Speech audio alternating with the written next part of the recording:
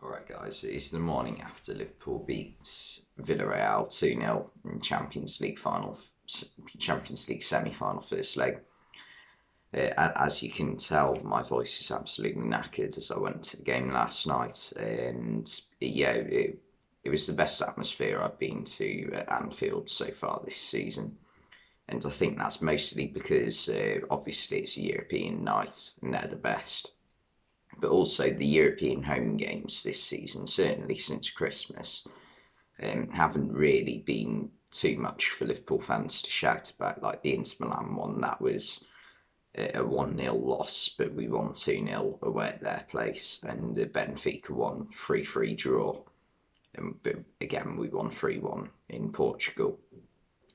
But yeah, tonight, first leg in at Anfield, brilliant result. If you watch the highlights back on BT Sport, Villarreal, the first time anything happens in their half is the last kick of the game where a cross gets whipped in and nothing happens, it just gets cleared. It was complete and utter domination from Liverpool. Yeah, just like it left me thinking how Villarreal in a Champions League semi-final, because Liverpool have been to three Champions League semi-finals now under Jurgen Klopp, against Roma, Barcelona, and now Villarreal. Roma, we completely battered in the first leg. We were 5-0 up after about an hour or 70 minutes or something. So you think, okay, that's tie done and dusted. But Rome did manage to sneak 2 goals in at the end of the first leg, I think from Perotti and Dzeko. And that just left a little bit of doubt in the minds of Liverpool fans, because even though it is still a 3-goal advantage, we obviously saw what happened in the last round when Rome knocked out Barcelona, and then they went back to their home ground and won 3-0. They lost first leg 4-1 and then went to their home ground and won 3-0 and went through on away goals. So theoretically, that could happen again and they would go through. But in the second leg, we managed to get an early goal, and that sort of settled the nerves a bit, but we still went on to lose 4-2. And they obviously scored 6 goals throughout the tie, so they were an attacking threat. Barcelona won the first leg 3-0, an attacking threat.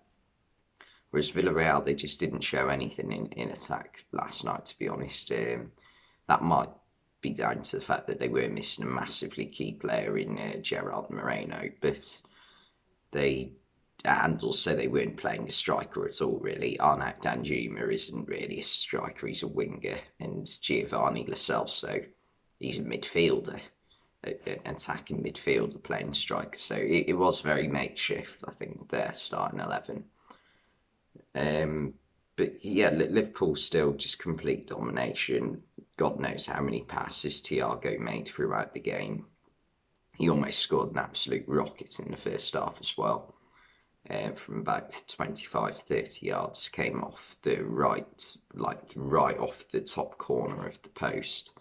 That would have been goal of the month, that I'd thought.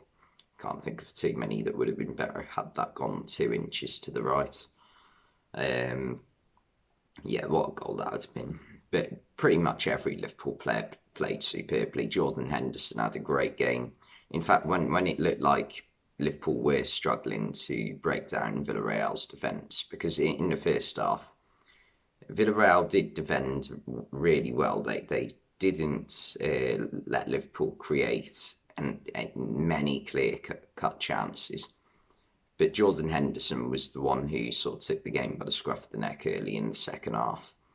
Went on the overlap of the Mo Salah 1-2 and just tried to whip it in, and it took a massive deflection and sailed over the keeper and like went into the bottom corner. It was a freak goal, and it was definitely an own goal. It wasn't going in from Henderson's cross, but still, he was the one who, like, wanted to drive Liverpool forward when it was starting to look a little bit flat.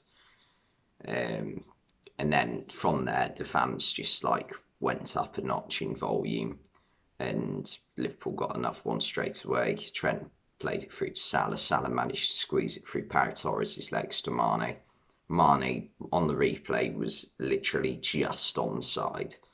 It was virtually level, and Mane managed to just poke it past the keeper again. Like a really good move to get through a very tight Villarreal defence, because you can definitely see what Villarreal's strong point is. It is the fact that they are really strong defensively. They've got perfect centre back partnership in Pau Torres and Raul Albiol, combination of youth and experience. Torres is obviously the more elegant playmaker out of the two, and Albiol's more of the leader, the one who's likely to, cheat to win. If you, well, not cheat, but like use the dark arts, which has been a phrase used a lot since the Atletico Madrid game against Man City. And to make it clear, I don't have a problem with defenders who use the dark arts, because it's up to the referee at the end of the day. You do what you want, and you are just risking the consequences, aren't you, really? Like, although it made me really angry at the time when Sergio Ramos, injured Mo Salah in the 2018 Champions League final. As I've like grown older, I've realised, well, why am I angry at Ramos? Because Ramos did something that was obviously going to help his team to win,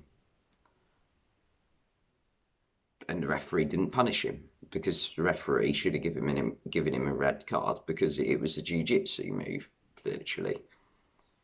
So, yeah, it should be the referee that I was angry at, not Ramos, which is what I've, found out over the years of growing up. But yeah, Villarreal, they were very well defensively set up. Even Etienne Capoue and Danny Parejo, Francis Coquelin, they were all very important to the way that Villarreal set up. It's just like, I think it was a similar sort of thing to Everton at the weekend. There is only really so long you can just sit back and like keep out Liverpool from like at least creating some sort of chance, because it's just constant pressure otherwise, and it's very hard to deal with.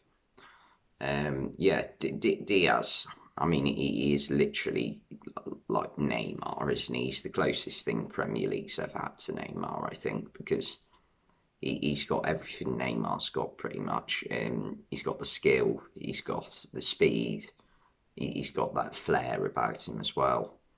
He's just ridiculous, and I think he will go on to be a world-class player, Luis Diaz.